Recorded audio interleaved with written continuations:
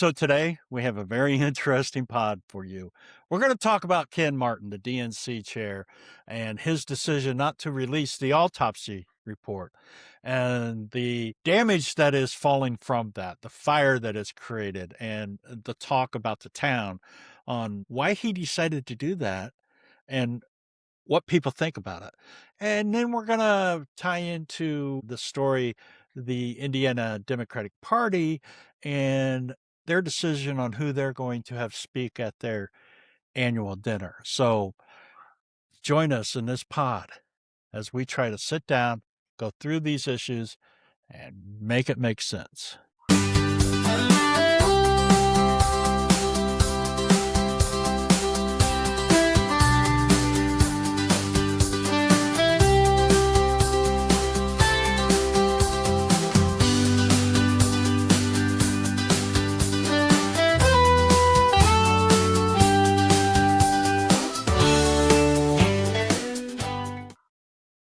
So yeah, Sierra, this is something you and I've been talking about for a couple of days now. Oh, I don't know what to say. It's something You know, that's I sat with a really, pen and a notebook just boy, it's something that's really lit the fire underneath a lot of people. I mean, you were just talking about the pod that we're going to share some a couple clips from that Ken Martin just basically, he got pissed off. He avoided questions, and he doesn't have any answers for the questions that are being asked. So, um, it's I just think crazy. it's very crazy. It is crazy, and I think it's even more so that, first of all, Ken Martin is a person who ran for the DNC chair on the platform of releasing autopsies because this was a problem in 2016, I believe. Well, this was a problem for the Democratic Hmm. Party. They didn't want to release the autopsy on why Hillary Clinton would have lost to Donald Trump because, and this is conjecture right here, um, because they didn't want to have to admit that Bernie Sanders' left wing populist economic platform was a winning strategy. And centrist milquetoast Democrats like Hillary Clinton were not a winning strategy anywhere in the fucking country. Surprise, surprise. And so they hid that because they didn't want progressives to be vindicated. Here we are again, 10 fucking years later, and the same is happening, except under a leadership that promised us that they were going to release the autopsy report. The reason that that is so important is because the fish rots from the head down. So, Democratic voters, liberals, progressives should all be listening right now and paying very close attention to that fact right there. That tells you who they are. When they tell you who they are, we're supposed to believe them, right? That's our party's mantra. Well, here our party, our DNC, is telling us we know who we are. Here's who we are. We are going to run on a platform of full transparency. And then, the moment that becomes inconvenient, and the moment that we're going to have to actually give on economic issues that progressives, liberals, Democrats, independents, everybody in America cares about, because we are all living the same material conditions that they care about, we're going to sacrifice that and hide that because we don't stand for that. We stand for our donors. And the moment that the base learns that, they're going to be pissed. So here we are Yeah, in 2026 with this. yeah, we need to know the answers of why he decided not to do this. When you come out and run on an issue that you had with the previous chair or the previous DNC saying, I have I mean, I think he came out, I have a problem with them not releasing the autopsy. I will have transparency. And then you do this. What in the hell are you hiding, Ken? And I think you hit it the nail on the head. They didn't release it in 2016 because they didn't want the information to get out that made them look bad. And I think the same thing is happening now. I think that's why the Democratic Party has now, I believe it's below 30% approval rating now in the country with Democrats. I think we're at 28%, which if that's not alarming to them, and if they can't understand that that's what they need to be looking at, what are they going to listen to? Because the base doesn't And know what they stand for. We don't know yeah, what they stand for. And not to be nobody like does. Hamilton, but what do you stand for? What do you fall for? If you stand for nothing, sir, what do you fall for? Well, they refuse to. They look at the ideologies that so many of us have and the beliefs that so many of us have. Okay, that we're going to fight for the LGBTQ plus community. That we believe there's a genocide happening in Gaza. We believe the APAC and PAC money are ruining ruining politics in America. Uh, we believe these core beliefs that we need universal health care, that we need to raise the minimum wage, that we should have codified Roe v. Wade. There's so many issues with the general mass of people who call themselves Democrats or who believe in the democratic ways and beliefs. They're missing that. They are understanding what we're yelling at them. And there's been so many issues or so many times when it's been thrown in their face. Indiana's a perfect example. Bernie Sanders in the 2016 primary came in here and kicked Hillary Clinton's ass. He won, I think, 67 counties or some. It was in a ridiculous, or maybe it was 71. It was a ridiculous amount. He kicked her ass. And have we done anything to go that direction? Nothing whatsoever. No, because 'cause they'll tell you that that kind of that progressive platform doesn't run everywhere. I mean, we could probably get into it a little more later with, Alyssa Slotkin. I like to call her Right. Slopkin because she gives out a bunch of slop-ass And I takes. love that. Um, and I just one of her slop-ass takes is that she doesn't think that progressive policies will win everywhere. Mm, Sure, Zoran Mamdani wins in, New York City, but that's because it's New York City. Come on, that's not gonna work here in Michigan.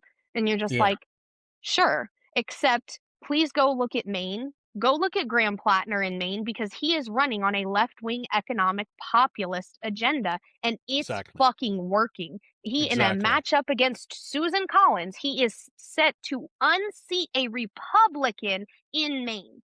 He is 20 points ahead, I think, in the last poll I saw among independents. That's not among the base. That is among independent swing voters. He is up 20 points over Suzanne Collins, a Hmm. Republican Kicking based her off ass. of kicking her ass based off of left wing economic populism. That is the same populist progressive candidate platform that Bernie ran in 2016 that they tried to hide that report. That the Hmm. same kind of platform that was needed in 2024 and was not delivered on. And Right. that is what the report is showing. The report is showing, hey, you ran a milk toast fucking campaign. You squandered money. We don't. I mean, the donors. Forget the voters for 2 seconds. The real problem that the DNC is going to have that they're going to care about, right? They'll Hmm. care later about the voters when they realize when it comes time to call on us.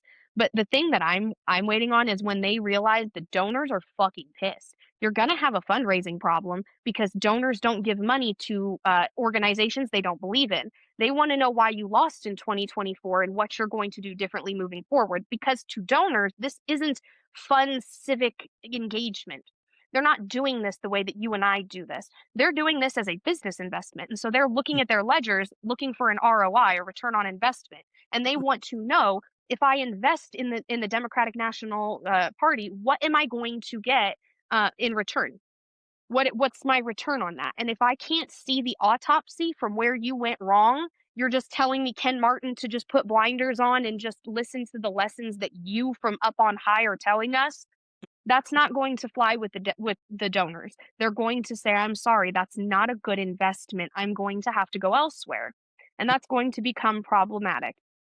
And I am so I don't even fucking know where to begin with that, and I cannot believe how much money we spend on elections that could have been spent changing the material conditions for Americans, and you, like the fucking Pentagon over here, can't even tell us where the money went. I mean, just tell us where the money went. Where'd you spend it? How did you go wrong? You put Kamala's face on the spear, and you fucking lost to Trump, who spent way less than your campaign. I think I saw they spent the Trump campaign spent 400 to 600 million, whereas the Harris campaign spent 1.5 billion. Hmm. With I mean, Yeah, this man but is this is a dumb and Democratic spent stance, less though. money. Yeah, but this is a Democratic stance. It's in Indiana too. They that we need money to win campaigns. No, haven't you seen the record? You raise money and spend money at the wazoo, and you're still losing your ass. I mean, especially here in Indiana, it's apparent. The Democratic Party keeps pounding. We need how much money? Blythe Potter's facing Bo Bai, and this is one of the main issues. Well, she can't raise money. What does that have to do with anything? You have candidates time after time that are raising money who are getting their asses handed to them. So obviously your strategy is not working. And the thing with Plattner that I want people to understand, he's from fucking Maine, okay? Sit down and tell me any politician in the history of America that you know of that is from Maine. And this guy is being recognized nationwide. His popularity is not just from Maine.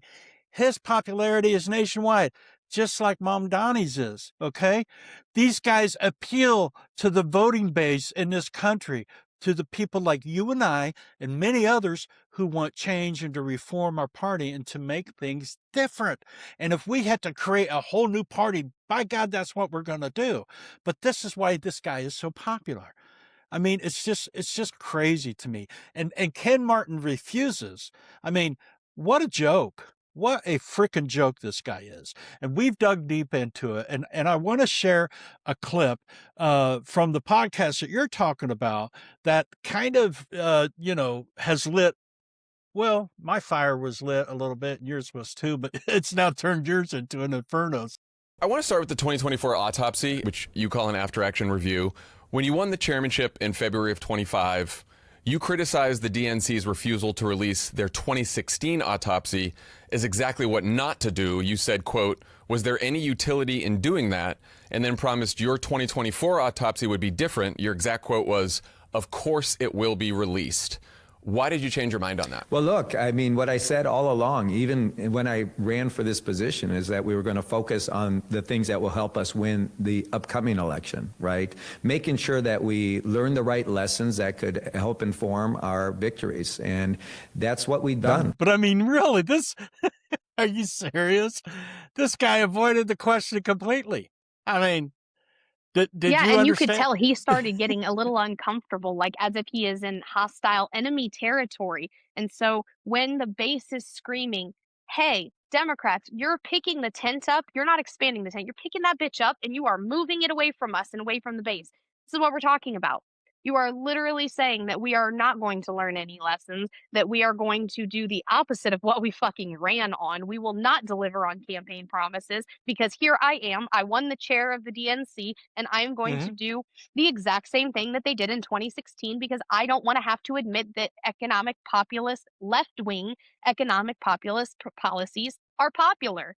That's why it's Yeah, populist because yeah, we and are all facing a housing crisis. We all cannot afford health care. Medical debt and student loan debt are crushing us. And the Democrats don't want to talk about it. They absolutely want to tell you, shut up. You're doing great. Wall Street is great. The Dow is great. The stocks are great. fuck that. GDP Yeah, is up. And everything, all the economic markers, just like Joe Biden said, all the economic markers are up. Shut the fuck up. And there is no genocide in Gaza. Everything is awesome. And the base is yeah, going, I'm just not seeing that. What world are we living no, in? yeah, Affordability, is she in the room? I don't see yeah. her. Oh, I hate that fucking word. And hey, Yeah, and it means nothing. before we go any further, Tabitha, I'm glad you made it.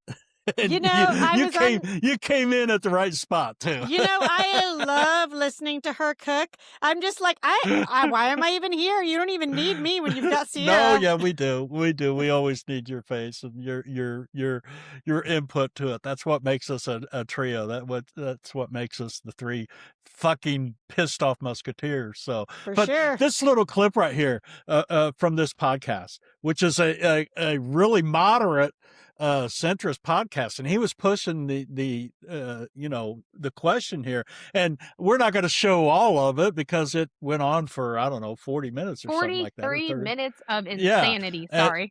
But Ken Martin ended up getting really pissed off in it. And, but this is why, because he didn't answer any questions. What the fuck are you hiding?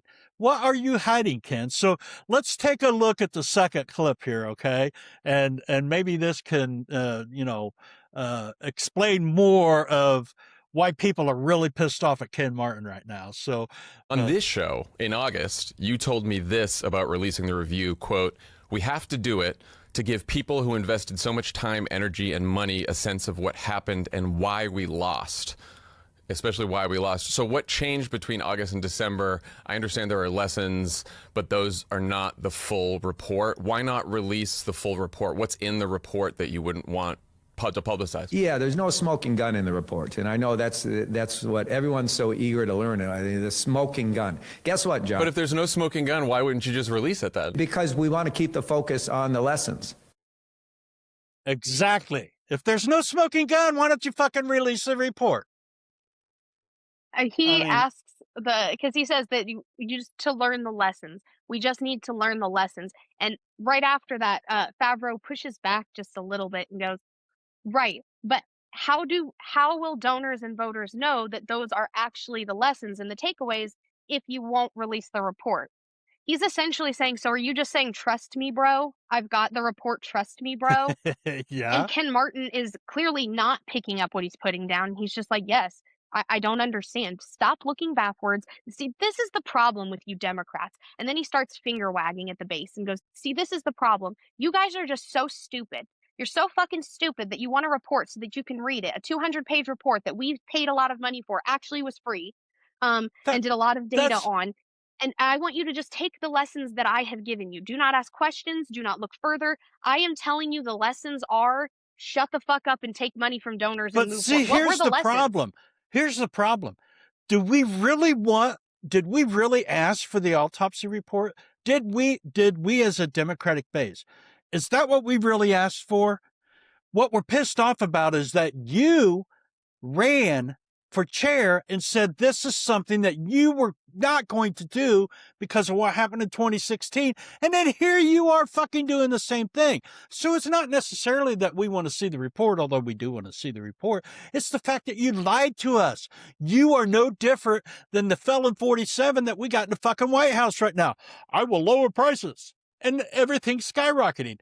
You said one thing and you did another. And that's the problem with the IDP and with the National Democratic Party. You know, Jackson Franklin and I had a very interesting conversation last night regarding some of these things. And we're like, they are just missing the buck altogether. Like, Absolutely. Why can't we just actually speak for our base and say things like, healthcare is a human right. Genocide is bad. We don't need to kill brown kids. Why the hell are we spending $1 to $2 billion a day on a war that nobody fucking wants? And then these motherfuckers want to come in here and be like, oh, no, no, no. Like bad little children. You guys better fucking go get in line. And I'm telling you, there's going to be a fucking mutiny, not just here in Indiana, but across the U.S. if they don't get on board. It's happening. It's happening. Yeah. I mean, you can see the verbiage and the rhetoric and the bullshit is getting to all of us, and we're tired of listening to it. And so that's why so many people are coming out and talking about it like us, because we've had it. This is just bullshit. I mean, we were talking about this. The Indiana Democratic Party, they have a belief that it takes money to win elections, yet we haven't fucking won anything for over 20 some years. So obviously their philosophy isn't fucking working, and they refuse to listen to us. And this son of a bitch right here, this Ken Martin, ain't no different. He's gotten in there. Somebody's handed him a check and he's like, oh, okay, well, hey, yeah, I don't have a problem of See, that's it right going there. against it's what the I said. Money. It is always it's the all money. about the money. It also, is. the problem is that when we say it takes money to win elections, to normie people, to normal voters who do not pay attention, are not political science junkies or nerds, I understand that when you say it takes money to win elections, what you're thinking is I am going to be not volunteers, because volunteers are unpaid, maybe a couple of staff, like 5 staffers, right? You need like 5, 6 staffers with you, speech writers, media, communications people, that sort of thing. They expect that you have an office, right? They expect that you're spending it on mailers, on door knocking, on the little things you hang on the door knockers, campaign yard signs, all of those kinds of things. And so when you say to the normal person, well, remember that it takes money to win elections, they go, oh, you're right. And they start listing all those things that I just said to you.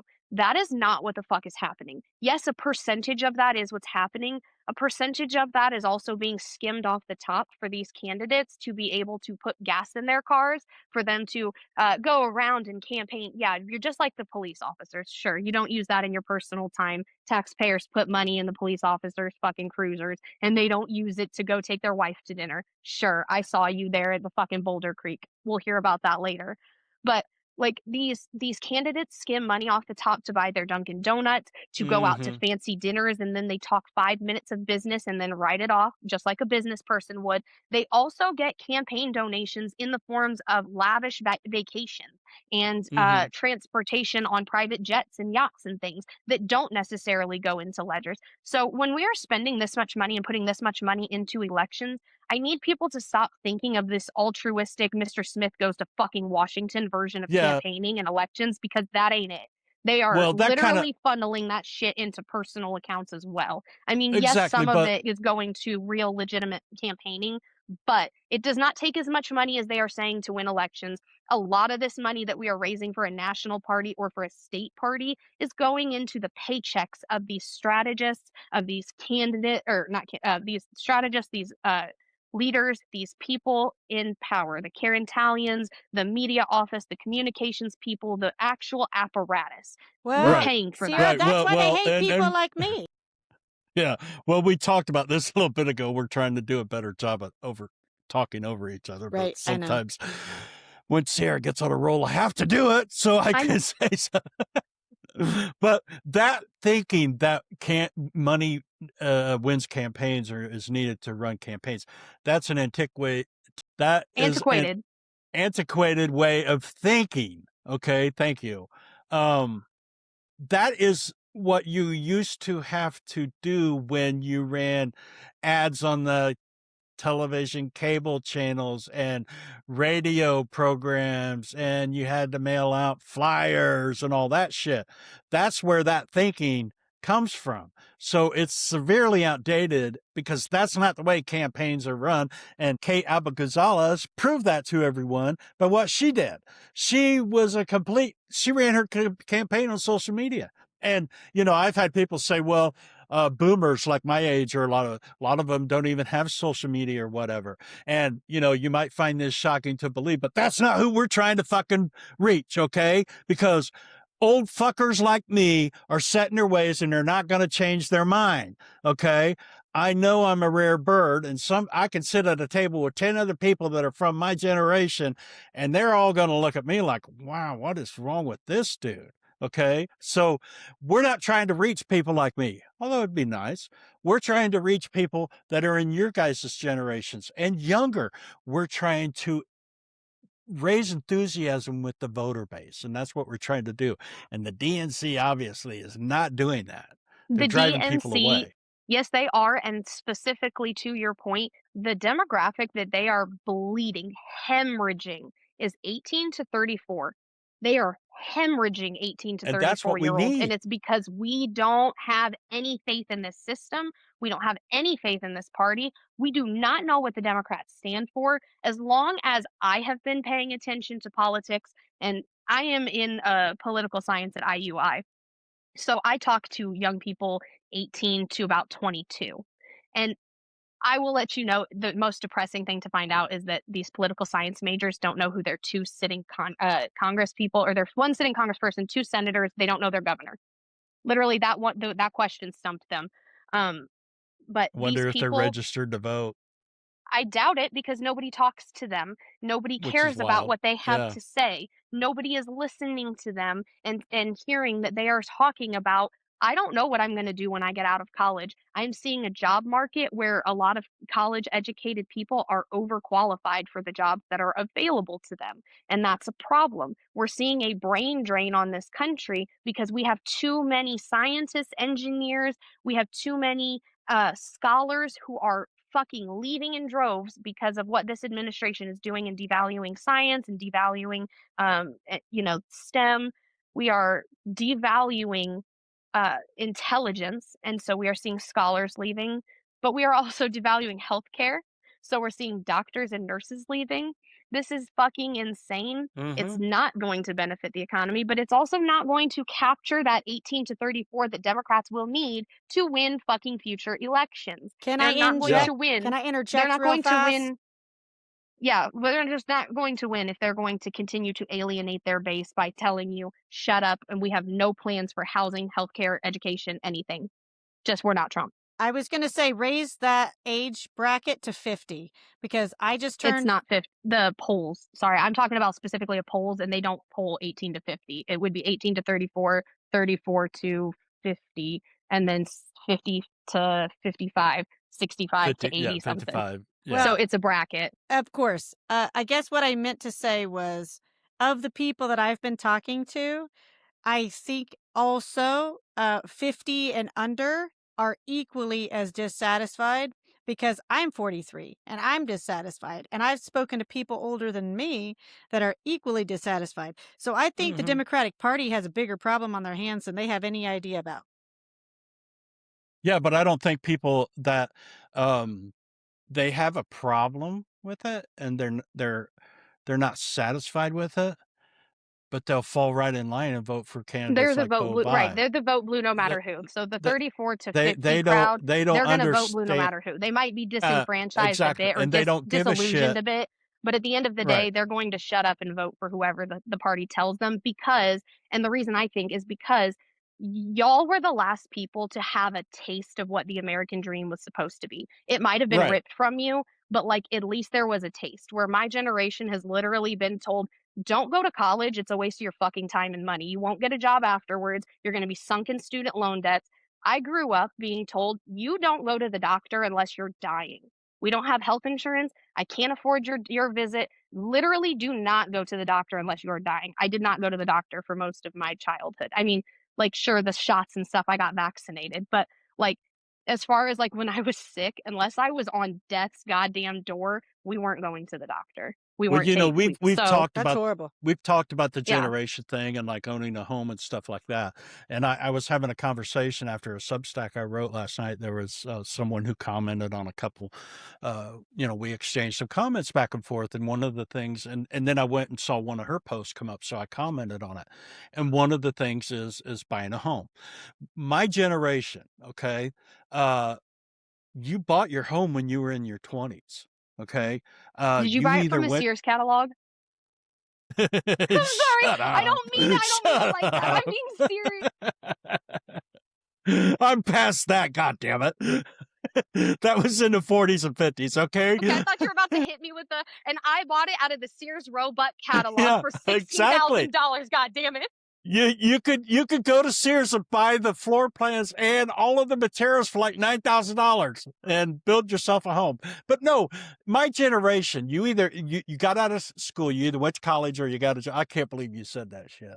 Anyway, you Love you, you Kurt. It's you all went to love At here, college. least I she folks. know. knows It's about all Sears love. Roebuck. Jesus. I know. I'm Oh just, yeah. yeah, the Dude, my fact that you grandma know had a about love for Sears Roebuck my is, great grandma loved amazing. Sears Roebuck. It was Uh, her favorite catalog to peruse. but but anyway, yeah. But anyway, uh, the thing was to buy a home. That's how you became. That was the confirmation of becoming an adult. I didn't buy my first home till I was 28, and I was late to the game. I mean, I was feeling pressure because so Oh many my of God, my late. classmates had their own home, but I moved away from town. I lived in a different community. I mean, my first home I bought in Portage, Indiana. I didn't even fucking buy here in my hometown. So is it that way nowadays? No. You can't afford to do that. Kids can't afford to do that. Young people can't afford to do that. My daughter's 32 years old, living in Oklahoma, has a great fucking job. She has to babysit dogs on the side just to be able to supplement her income to pay her fucking rent that just increased 200 fucking dollars at the beginning of the year. I mean, and she lives by herself. So Well, I was just going to it's say, changed. Kurt, Things are you're different. lucky Things are to different. be able to live in the basement of your parents' house if they will have you. That's the type of situation we're looking at. Mhm. And I remember my parents, who are Right. Republican, by the way, talking about multi-generational households again. Luckily for me, there are there are three houses on this property that's been in my family for a long while. My brother lives in my grandpa's old house. I live in this trailer that was like a rental and my parents have their house. The only reason that Mhm. my parents were able to have the house that they have is because my grandparents allowed them to build on that farm. So even back then, like people were having to make allotments now. I don't even know how anybody can conceptualize having anything. The only way you can do it is having multi-generational wealth, and then your parents or your grandparents or whatever will buy the thing for you, invest in it for you, and then you Right. can pay them back or something like that. But Right. that's for the rich Yeah. people. I Yeah. have a question I really I quickly. remember going to I Sorry. remember going to my dad, asking him if he could help me with the down payment, and he told me no. He says, "You know, I bought my first house and, you know, I didn't have any help." And that's who my dad was. When I started working when I was 14 years old as a busboy, we'd get up in the morning, and on Mondays, he would lay our lunch money out on the counter for my brother and I, okay, for the week. And after I started working as a busboy, I came up one morning, and my pile, you know, he set mine, you know, I was older than my brother, so I need a different, you know, different mine wasn't there. And so I went to school with no lunch money. And when I got home that night, I asked him, I said, Dad, you forgot to give me my lunch money. And he said, No, I didn't. You got a job. And I was like, Well, you son of a bitch. You know, I mean, saying it to myself, you're going to make me pay for my lunch. So, and when my first house, get this shit, you know what the interest rate was? 13.2%. It was crazy back then, and that's why you needed a higher down payment, was because of the interest rates and shit like that. And of course, things have changed some over the time, but anyway, that's, you know, we've got off subject a little bit, but, you know, but yeah, No, but that's yeah, to your point, I mean, that's why the economic just to bring it back, that is Mhm, why the economic populist message of, Graham Plattner or of even an Abdul Al-Sayed out in Michigan right now is so popular and is so salient, you know, against what the DNC is saying. They're saying that these, you know, Mamdani-like policies won't play in the rest of the country, and yes, the fuck they will. Look at Michigan. mhm, I mean, Abdul Al-Sayed is just strictly on message about we need to be spending money on healthcare for all because medical debt is not something people should go into and be crushed by in America. And yet, in the richest country on earth, we are crushed by number one debt in America being medical debt. So, what the mhm, fuck is going on? Graham Plattner is running on the same kind of thing about wages being too low, about the housing crisis and things being unaffordable. But instead of just saying affordability and going, see, I threw out the buzzword, I hit what the consultant said, right? All right, consultant's happy over there, he's good. No, instead, they're throwing out policies and saying, hey, this is actually what works because the material conditions of everyone in the country are the same. We cannot afford housing. We have, 18 to 34-year-olds who are living in their parents' basements, and that is the best that they can offer. Because, I mean, just speaking of my own family, you know, my little brother is 22 and my parents feel, you know, terrible because they cannot help him get a house and they feel bad because I have one. Well, I have one because my husband, his parents helped him when he was 18. That was like 10, 20 years ago. So, mhm, like, I mean, conditions were a lot different in the 2010s buying a home than they are mhm, now. And so it's harder and they don't have the means necessary to be able to help with a down payment on a house. And even if they could, they can't help keep up with any kind of you know, ever high rate and rent hikes. They can't help with mortgage increases or property tax increases. They can't help out with the outpacing of what it costs to live in a home or rent a home when wages are so fucking low. Well, let's just They can't afford to help him with groceries. We can't afford to anything right now. So like, you know, to your point, it's just the DNC not wanting to release this autopsy, which I have a sneaking suspicion would focus on economic issues as well as absolutely. Gaza. And those two things are not separate. They are fucking the same because at the end of the day, the reason people are so pissed off about the genocide in Gaza is because human rights matter, and that's a grave human rights violation, and also because economic issues. So these two issues are not separate. The reason people care about Gaza is because they care about human rights and because our money is being sent to fund the genocide. So Mhm, we are focused too much on helping Israel commit a fucking genocide and not enough on spending our tax dollars here at home to help with the housing crisis, to help with the healthcare crisis. And the reason that Abdul Al Sayed is so fucking popular in Michigan is because he is connecting a foreign policy issue that is very salient in that swing state, as that autopsy report would show, and connecting that to the economic hurt that Americans are feeling right now. And that is that's fire. It's fire, and they don't want us to see that Well, report he's because they just don't want fucking to telling confirm the that. truth, man. Like, But that's The what they don't want to release They that don't yeah, want autopsy report I know. because they exactly. don't want the truth getting out. And the truth is that 10 years ago you should have done this when Bernie did it. Right, and I agree with what you said about the autopsy report, but I think there's also a lot more than just those couple issues that you mentioned. I think it has to do with so many things that they call extreme left ideologies or extreme left beliefs, which I guess most of the population that fall into the Democratic Party can be called extreme left because that's what so many of us believe in right now are just some of the basics with the That's the LGBTQ plus fucking community, baseline, man. all of those things. And, so I think what you said is, yes, 100% accurate, but I think there's a hell of a lot more because if it was just a couple issues, I think they could deal with it. But those issues, those two alone right there would probably, I should Well, say, I'm just scare saying, like, him those off to where he issues wouldn't speak release it. to a larger thing. Exactly. Because The I larger I base. hear people, Right. saying, okay, well, LGBTQ rights and trans people are under attack. That matters. Let's focus on that. I don't disagree. I think Right. those things matter, and I don't think we should be throwing Right, them right, under right, the right, bus. right. I'm just Right. saying that when you're talking about like bigots, you're not changing their fucking minds. They don't like trans people, get over it. I'm like, I can't change their minds and I can't get them to see humans because I can't even get the Democrats to see Palestinians as humans as not deserving slaughter. So like, how can you sit there and be like, well, we care about trans issues at home as Right, Democrats. right, Don't right. you care about vote for us because we're going to fight for our trans rights? But Mhm. there are trans people in Gaza. You're slaughtering them. You But they don't won't even Yeah. care. say that out loud, though, Sierra. That's also No, part of the they won't problem. admit that. No, Nope, they because won't admit that. that will harm their profit motive. Yeah. It all comes S down to the bottom line, and their bottom line is profit and money. And so if they call it a genocide, if they say that we need to fight for economic populism that behooves the work that benefits the working class, we're all of a sudden going to be start talking about cutting into the bottom lines and the profit margins of these big pharmaceutical companies, of these insurance companies, of the fossil fuel companies, of the realtors associations and the building companies, and that is terrifying to them. That's why they don't want to have these discussions. And they would rather us be talking about, well, don't you want to fight for trans women in sports?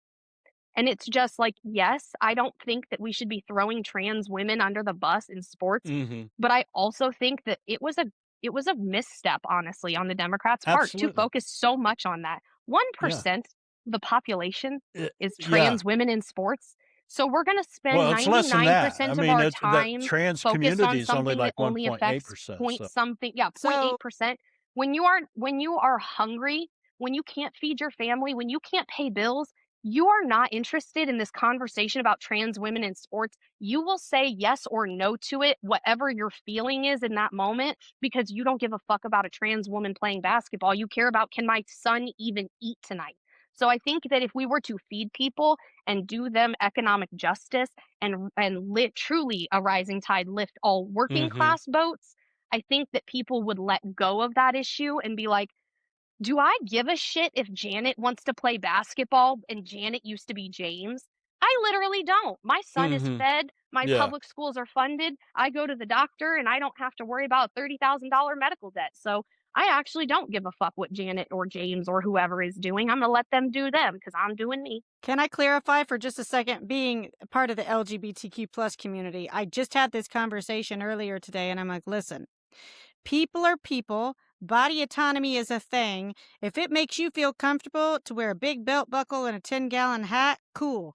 If you feel comfortable wearing red lipstick and high heels, cool. Like, I remember a Republican Party at one time, because I grew up around Republicans that would say things like, you know, we don't need big government. We don't want people in our business. You shouldn't be in people's bedrooms. And I just find it really curious right now that that's the party that's highlighting all of these things.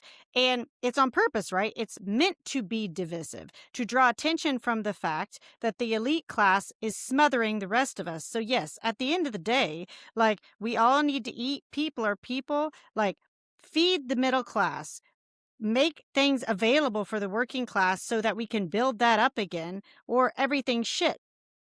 Yeah.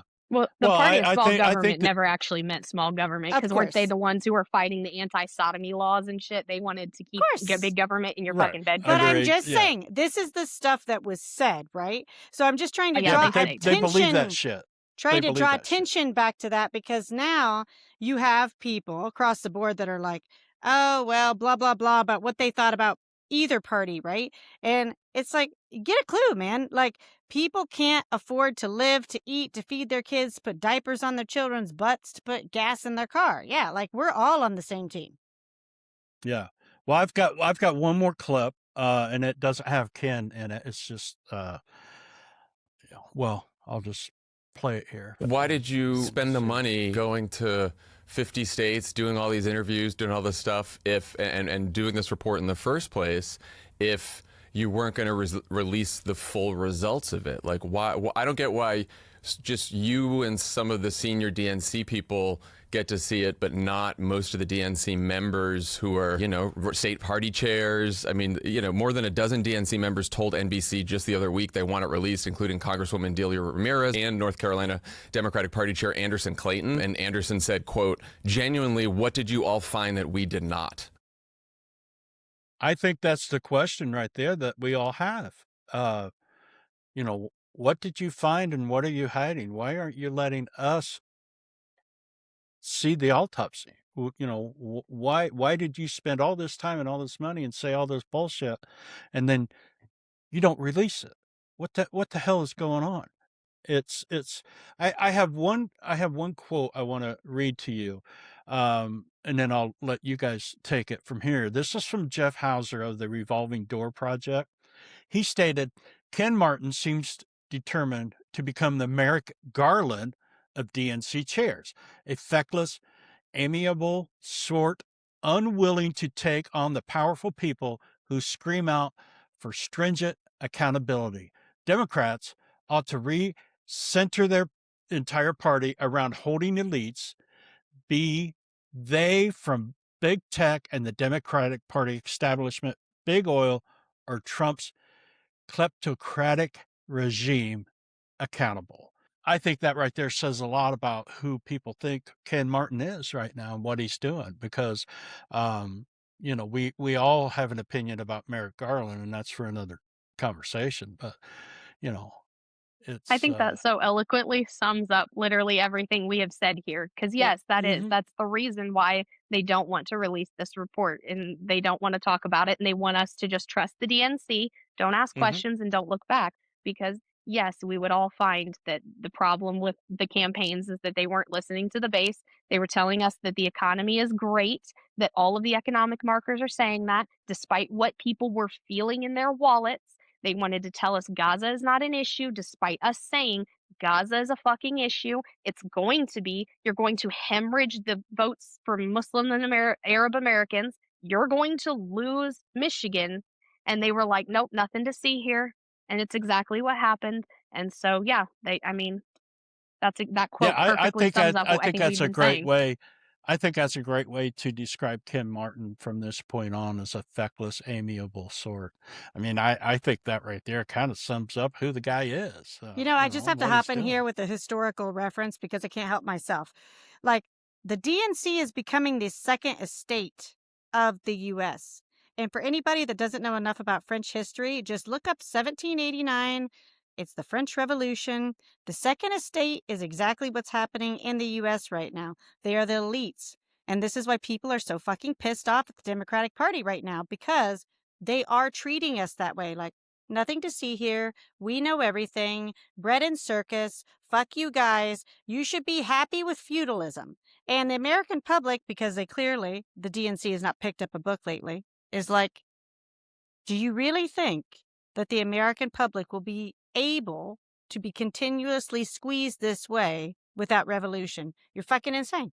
I think it's not just the DNC. That's our government. That's our Of two-party course. system Of government. course. It's not just the DNC. But they're playing It's into that shit. everybody.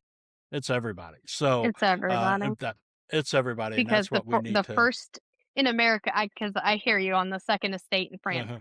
In America, the first second, and third estate are the three branches of government. Of course. Government. And Yeah. the reason that those three branches are out to lunch right now is actually because the fourth estate, the media, has been because this is something we talk about in political theory all Of the time. So course.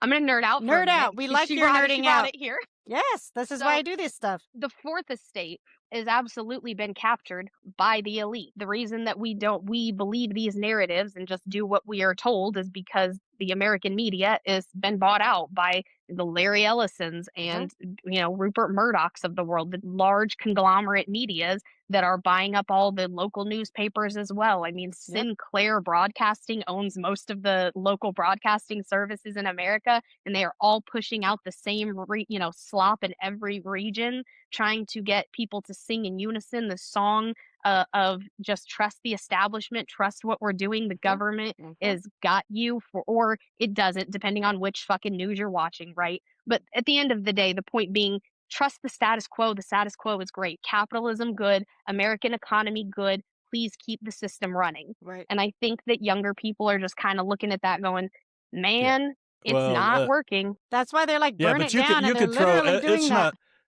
Yeah, it's not just the media. You take anything in our society, toilet paper.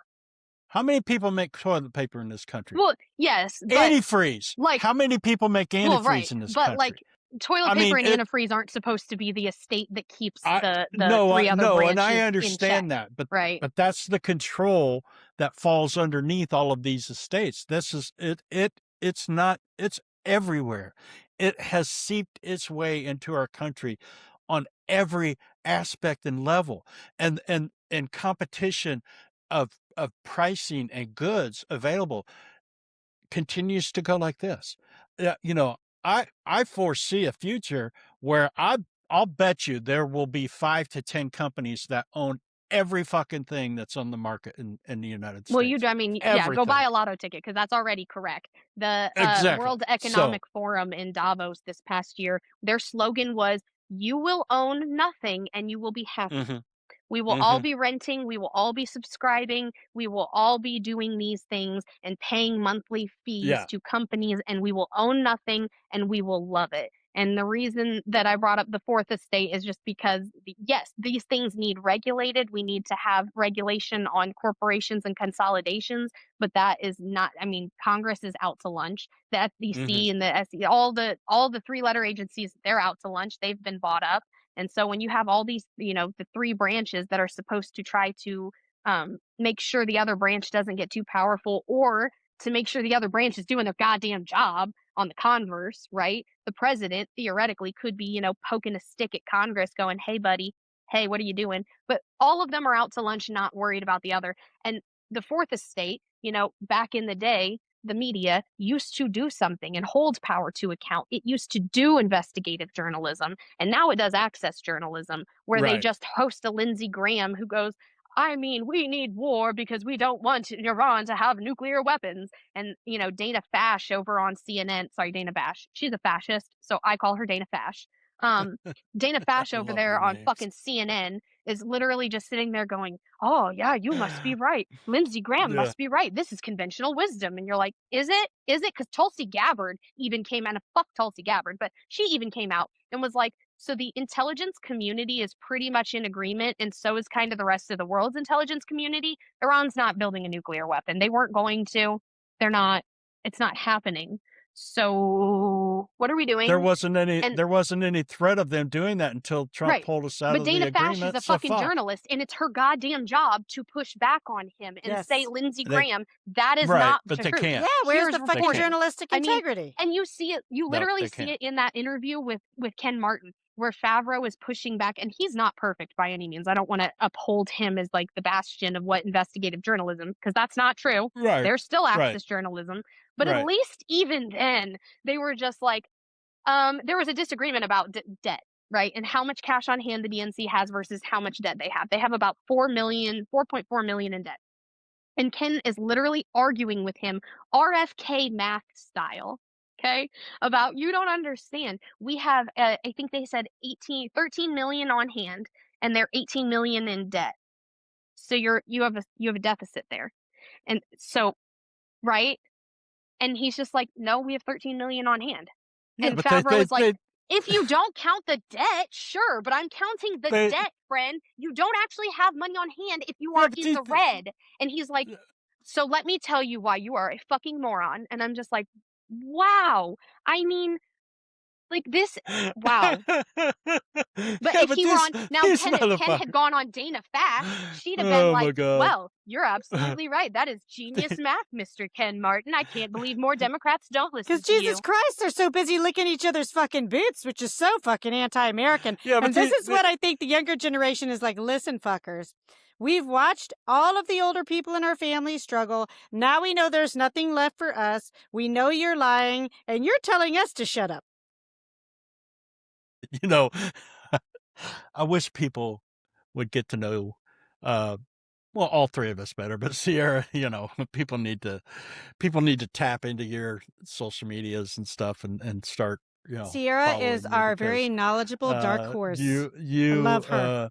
well, it's not just that. It's just, She's we're fucking used witty to as it. fuck. Well, yeah, but she's like a freight train out of control. It's just once she gets going, it's like the brakes ain't gonna work here. Shut the fuck up. Let me talk. You guys just sit here and listen to me. I'm gonna say what I want to say. And fuck these motherfuckers. And I love it though. That's one of the Now you know things what I it's love like at about dinner at you. my house.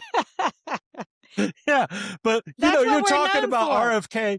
You're talking about RFK and math and shit. These motherfuckers don't understand math. I mean, I did a little reel about the fucking math thing with the saving of drug prices.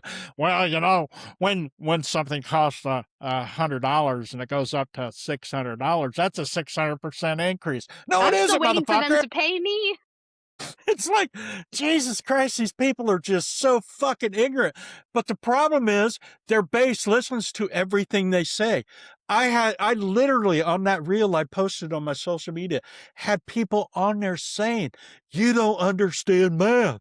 And I'm like, dude, I worked with math. That's one thing I do know how to figure out is fucking percentages because that's how you run a business is you got to figure out your percentages, what, your gross profit percentage, what you can put shit on sale and all that stuff. It's astounding to me. So, but hey, my role here as the old man, as the grandpa here is that I've got to try to, keep things intact so we don't, create 3-hour podcast here. And even though that Hey, we're something we running on probably it. will do in the future on a topic. But we talk this whole podcast we wanted to talk about, or the start of this podcast, or where these ideas started coming from, was not necessarily the autopsy with Ken Martin. This became an added thing, believe it or not. We've talked 50 minutes about something that really wasn't going to be the main topic of this podcast, because the main topic of this podcast was the Indiana Democratic Party inviting, what's her name? What do you call her? Alyssa Slopkin, because she gives Slopkin. slop ass takes. Yeah. They invited Alyssa Slopkin as the guest speaker to their annual dinner this year. And when the three of us heard that, wow, our text went, can you believe this shit? What the fuck are they, Yeah. all this. So, this is what we were really going to talk about. So that's what I want to tie into now is, what do you think about the decision of the IDP inviting her? And once both of you, just give your comment about it, I'm gonna, share a little clip with you guys that I know. Well, at least one of you is gonna have something to say about it. So, but so what do you guys think about So I'm her gonna coming let as? our black horse go first. Well, maybe Are you you should go first. Maybe I should go Maybe first. you should Okay, go. so So you. okay, I'll go. He I'll said go. you need to get a word in edgewise. I'll try and go fast here. So I actually used to really like Alyssa Slotkin. Like I thought she seemed intelligent. I appreciated her knowledge coming from that CIA background. I thought that her insight was valuable. And then she started riding the Israel train, and I was like, read the room, lady. Like, and I guess that's what's so disappointing for me in these politicians is I'm like, any of them that I thought had a backbone, every single time when it comes to Israel, they are going to throw the American public under the bus. They're running around taking pictures with people from the Israel lobby. And I don't have anything against the Israeli people, but the Israeli government is shitting the bed. And at this point, anybody can see very clearly what's going on. Everybody in the U.S. can see very clearly what's going on. And I think it just speaks volumes that the Indiana Democratic Party, after endorsing Bobai with his slop, then also chooses to bring her in when she's fresh off licking the heels of Israel. And I'm like, you guys don't have any idea what you're doing. You're not speaking to your base. Like, it is sort of like baseline at this point that Americans don't like genocide, and what is happening is horrible. We don't want our tax dollars used for it. And you have an opportunity to bring somebody in that's not that, and then you bring in that thing. So that tells me that you're pro-genocide because you won't talk about it. All the, people, all the candidates that you're trying to bring forth right now, they're not talking about it. And then you bring this lady in. So I was like, you guys are so fucking out of touch. I'm explosive with anger right now.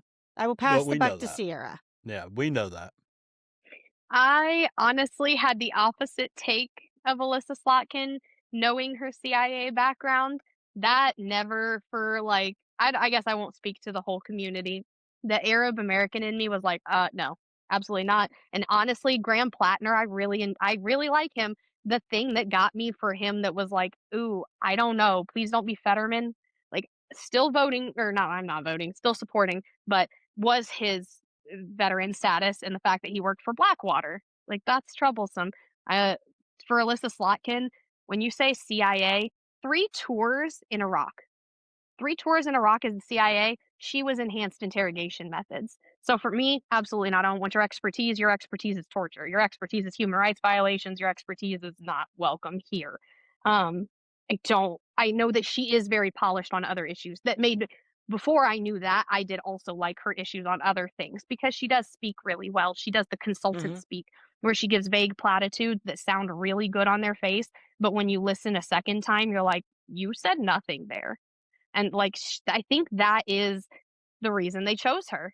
I'll be honest. I think it's because she has nothing behind her eyes. There is no soul there. There is nothing. She is willing to take corporate dollars and say whatever they want her to say and be a puppet. And I think that's exactly what the IDP wanted. And I think that they are absolutely virtue signaling in their choice to choose her because she is out here unironically making a case for why we should be pushing progressives out of the party in favor for more moderate centrist milquetoast candidates.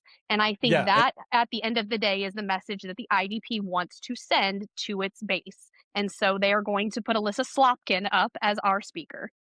Well, yeah. I Well, think that's we ringing talked about loud and this. clear. Yeah, and we talked a little bit about this before we started recording, and I think this is going to be the subject of our next pod. Is that there's an organization out there where a group of people have come together in the Democratic Party, majority Democrats in the bench being the main players, where they are supporting candidates like Slotkin and some others around the country because they fall in line with the centrist ideologies of the Democratic Party and the Ken Martins of the world. And I think one of the reasons that the IDP, or at least I think that they invited her, is because she's a darling of this group and organization, and she's being looked at as being a possible candidate for president in the 2028 elections. So, but let me share this clip right here that kind of infuriated all of this about a week and a half ago, where we started talking about it, and it's just like, okay, we got to talk about this. So look at this clip here. So going back to what was said over here, you have not taken money from AIPAC, but pro-Israel lobbies and their donors have spent $4.5 million on your campaigns. But I do have a question unrelated to that. I just wanted to add that. So I'm curious why left-leaning media, well, I guess mainstream media and establishment Democrats are spending energy attacking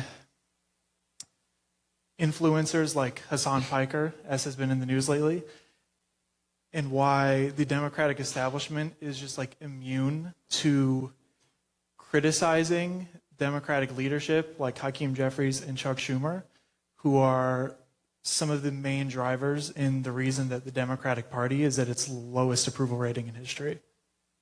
Well, a couple of things. First, just to correct the record, I'm not sure what you're referring to on not AIPAC, but the Israel lobby. If you're equating Israel lobby to Jews, I got a problem with that. And that just like you wouldn't say, the Iranian, Iranians, whatever happens, the Iranian government does is what Iranian Americans believe. I think it's really important, especially now, to make a distinction between the Israeli government and the choices that they're making and the average Jew. First off, I wanted to say I found your response to the gentleman in front of me offensively bad faith to conflate support for Israel while they are committing genocide and while they just had a terror attack on Lebanon yesterday, killing almost 300 people. To conflate that with the Jewish identity, that is what anti-Semitism looks like. But my question is, I am so tired of the Democratic Party villainizing the left, villainizing progressives, and we've seen it here where they've tried to push away progressive voices. How can we empower those progressive voices? Because you said you want to be a big tent, but right now you're not growing the tent, you're moving the tent away from its base. So that right there, Damn, you know, boy. hats off to the two young men and the questions and the way they pounded her. Both of those men are Hasanabi heads. I just want everybody to know for the record, those are Hasanabi heads. They've been watching the stream. Yeah. But I mean, it's just Love crazy. And But her they're speaking from the response. base, and they're young. Yeah, At least they had exactly. the balls That's to why, tell her. that is why they're so mad at Hassan Piker, because they're recognizing that his viewers Right. are the base. And they don't know how to deal with questions like this. They don't know how. I mean, her answers were complete bullshit. I mean, No, are it you was so fucking bad she kidding had me? to set up a straw man just so she could disavow the argument that wasn't being Yeah. made. No one was saying that all Israelis or all Jews. Literally, no one said that. She just invented a straw man argument so she could So take it she could, down. yeah. But her answers are based on her saying, you know, about the money, which she didn't really even talk about that much. But this is where this is all coming from. This is coming from the majority Democrats in the bench and this organization that has been created and the money that's flowing down to these candidates like her. And this is something we will talk about in detail in the future pod. But this is why they are standing, people like her and James Tallarico and others are standing there saying, well, I'm not taking AIPAC money or I'm not taking PAC money. Well, yeah, you are. You're taking money indirectly, whether you want to admit it or not. We're not stupid out here. Okay, we can figure. I mean, fuck. If I'm 62 years old and this isn't something I've spent my life doing, if I can figure this shit out and find the information, what do you think? Smart, intelligent, younger generations who spend their lives, their entire lives, on the fucking internet and stuff, what do you think they're gonna find? I just think it's hilarious because just to address her straw man, literally nobody said Jews who donate to a campaign are part of the Israel lobby. Literally no one, and that's not true. It is 2026. But why would she say that? Why would she say that? She would say that because she just wants to make it a case for why anti-Zionism is anti-Semitism in line with the Anti-Defamation League's definition of anti-Semitism. Any criticism of the state of Israel or of the Israel lobby, it's anti-Semitism. If you say that the AIPAC or the Israel lobby funds our politicians and runs our elections, what they will say is that you're doing a trope. You're saying that Jews and their money control the world. And literally fucking nobody said that. The Israel Lobby is a book that came out in 2006. It was put forth by John Mearsheimer and Stephen Walt, they're political scientists, with the theory. They just wanted to test a theory because they're scientists. Political science is not pundits like Tucker Carlson. He's not a political scientist. Fox News is not political scientists. These are big brain fucking weirdos who we literally just sit and look at the world and we're like, why is this the way that this is? Well, I don't know. Let's test a hypothesis and see if we can find out. Why is this the way that this is? Why is it? Then they did. They sat out and were like, why is it that America keeps making foreign policy decisions that are antithetical to the national security of America? Why are we making these choices over and over again through the decades? And they set up the first like 3 chapters. This isn't, if you listen to the audiobook, which I have to because I, run around and do house chores, it's an 18-hour book. Okay. You're sitting for the first 3 chapters is just going through the history of the Middle East and explaining to you the historical context, but also showing you how none of this supported the national interests or furthered the national interests or security of America. So, why on earth are we funding this country to the tune that we are? Why are we supporting them in every veto against resolutions in the UN?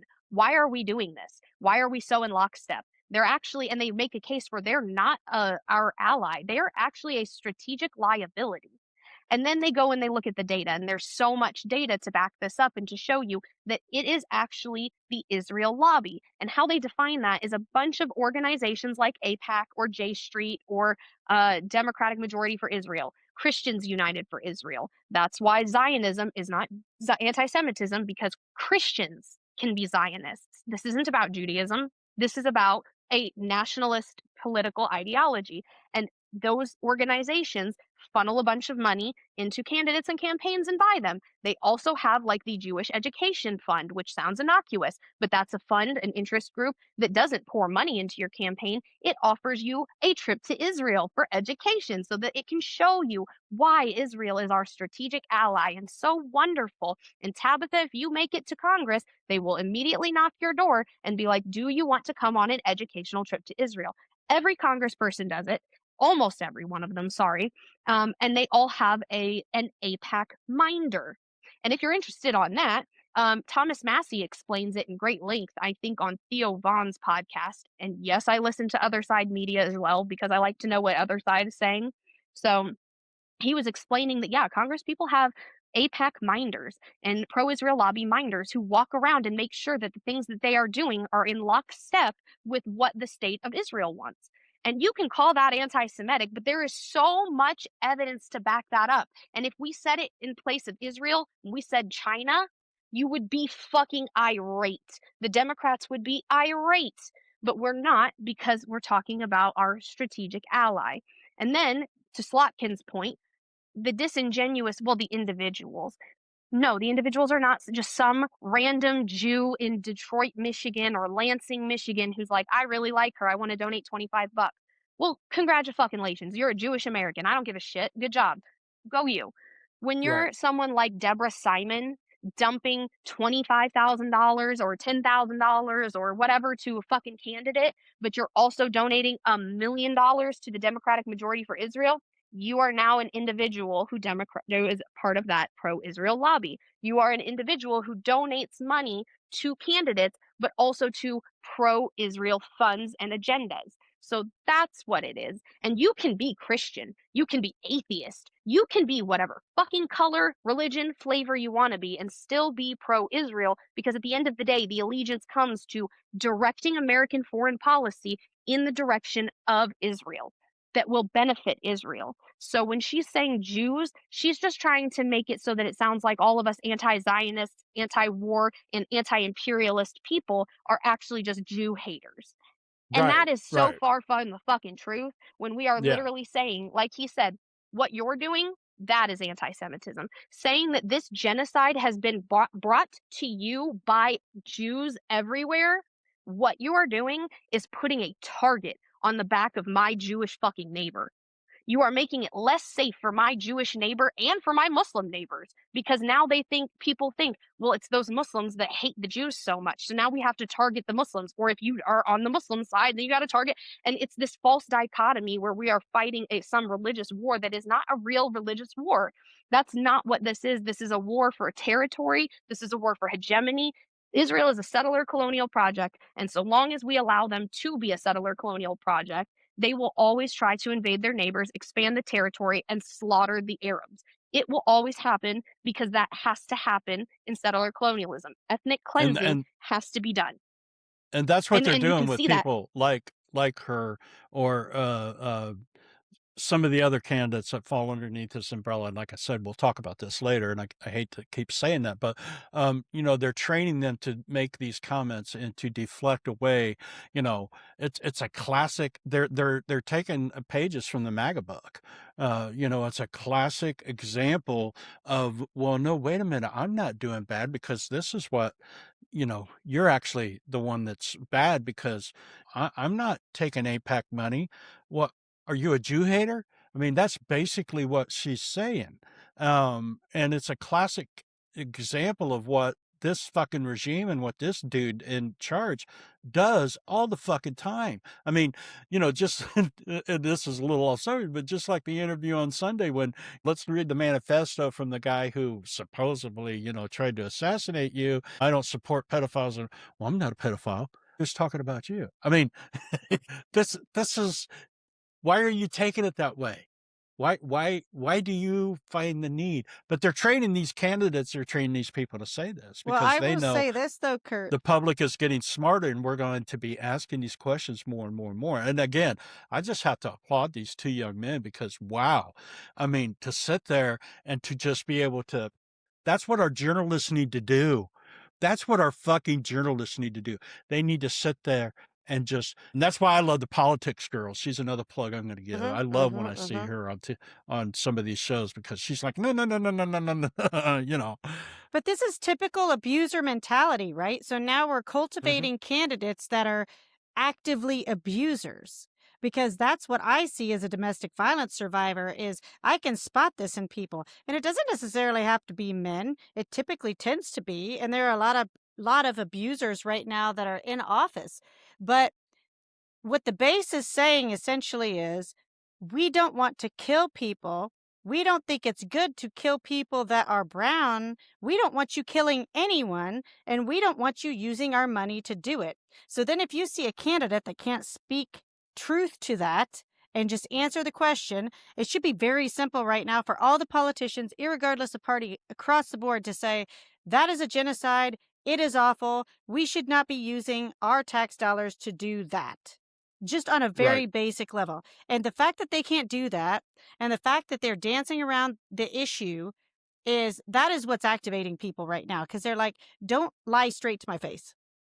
Yeah, it infuriates me when you talk about a genocide or just the things that you just mentioned, that we don't want brown people, all of these things, regardless, okay, who they are, where they live, or whatever, we say this.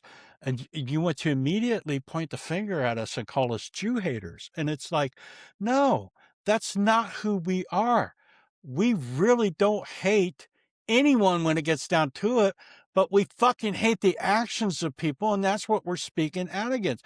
We're speaking out against enabling this to happen and turning a blind eye to it and saying, that's okay because they're our ally and they need to keep peace Well, this is here. what And I always so, lead with, Kurt. That's why I always say I'm a humanist and therefore I'm a progressive, right? Because I care about all humans. It doesn't matter where you're born, what color you are, what language you speak. Killing right, people is bad. And that's why I exactly. think people are so pissed off at the progressives right now because we're just speaking about the elephant in the room and we're like, hey, what do you stand for? We were raised to think that you were the party of the working class, that you were the good guys. And now we see that you are in league with the bad guys, and we don't like that.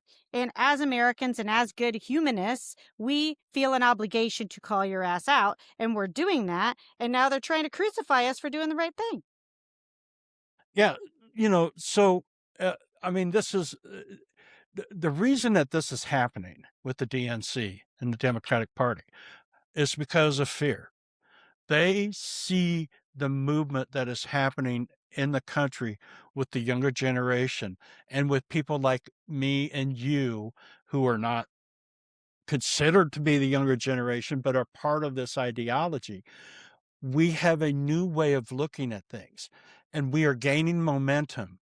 We are bringing candidates forth like yourself and Jackson Franklin and others, across the country, Graham Plattner, all of these, who are speaking out. And we're not afraid to say, look, we don't agree with what you're doing. Stop this bullshit. We need to have people in power and as our representatives who put us first and not big money. And it doesn't matter where that fucking money goes. When we are spending $2 billion motherfucking dollars a day on a goddamn war that we should not even be involved in, that was manufactured by this fucking regime, because Bibi Netanyahu has been talking since 1995 about Iran having nuclear weapons, which they were not close to having because of the nuclear deal that was put in place by Obama. Trump removed that us from that, and immediately they started with their enrichments. So they created this fucking situation because they want this to go on. And you know what I find, another thing that's quite interesting about this war in Iran is, because like you two, I read a lot and I dig into a lot of shit. The oil industry, okay, the first 30 days making $30 million or $billion. I got to look and see an hour since this war started. A fucking hour. So is this? I'm beginning. Is this why we're doing this? Hell, Is yes. this why we're doing this? Yes. Do they not give a fuck, and they're just interested in creating as much wealth as they can for the oil execs? Because what happened in Venezuela before this was just weird as fuck. And we've all of a sudden, nobody's talking about Venezuela and what's going on there. No, it is completely silent. All the while, this shit happening in Iran and in the Middle East, the oil industry is just, the wealth is just astronomical. And here in the States now, we're seeing prices of gas in Indiana hitting and exceeding $5 a gallon. It makes you wonder. It really makes you wonder if I mean, is goddamn, this why. Kurt, just as an example, like the gas station attendant, I guess if you want to call him that, who's Uh-huh. of Indian origin, like from Mm-hmm. India. Him and I had this conversation just the other day, and he's like, "Are you going to fill up?" And I was like, "Yeah, but how much gas can I possibly put in, right?" Because he's like, "Well, it's going to go up to like 4.79." I was like, "I know." And so I made a reel about it because him and I, here we go, like different backgrounds, blah blah blah, and that's the through line for people. It's like working class that sees very clearly that the elite is just robbing the piggy bank. Like, it is so fucking obscene at this point that the media and, like, I'm going to go off on a rant and I don't want to, but essentially it's this. We see you fuckers. We see you and we're coming for you. And it doesn't matter whether you get a 43-year-old progressive from Indiana or you get a 30-year-old progressive from New York or Connecticut or California or whatever. These people are coming for you. And if America wants change, this is why you absolutely have to elect progressives, because they are the only ones that are speaking out and they're the only ones ultimately that will work for the American public, because we are the ones that quit our jobs and whatever else, jumping through all these hoops as normal people that see the struggle and are like, enough of this shit already. We're the ones going to go in there and say, right, where are all the holes in these policies? How can we actually make the government work for Americans again? And that is their worst fucking nightmare. And that is Mm-hmm. why they're investing so much money in trying to have slander campaigns or whatever it is that they're up to right now, because they know that the American public is for this. Like, we're about this noise. And we have gotten our backs broken enough at this point where so many people are like, you know what? You keep poking the bear and you're going to find out. And that's where we are. Yeah. I had to check my statistics there on what I was talking about. So I'll just read it to you. The world's top 100 oil and gas companies bank more than $30 million per hour in windfall profits in the first month of the war in Iran. That is $22.3 billion in profit during the 31 days of March. Okay. And I am sure that figure is rising on a daily basis. So again, when I read that and when I dug into it a little bit before I made a post about it, I started thinking, and you know, you hear all the bullshit out there, and you just don't know what to believe anymore because they're in charge of the information and that they're taking, they're giving us what they want to give us to believe. But is that what this is all about? Or is this their plan? Was this their plan? Feudalism, yes, it's their All plan. along is to make as much fucking money on the manipulation of the oil in the Middle East that they could right now, to strangle these countries, to bomb the hell out of them into oblivion, to where they can control all of the oil in the Middle East. The DNC would be a lot better if they would quit catering to the moderate Republicans and start catering to the progressive Democrats. I guarantee you things would improve. Thanks for joining this pod. We appreciate it. Give us a comment. Give us a follow. Subscribe to our page. Hit that little bell at the top so you know when we post something new. And I hope that we made sense for you today, because that's what we always try to do, is take a topic and make it make sense.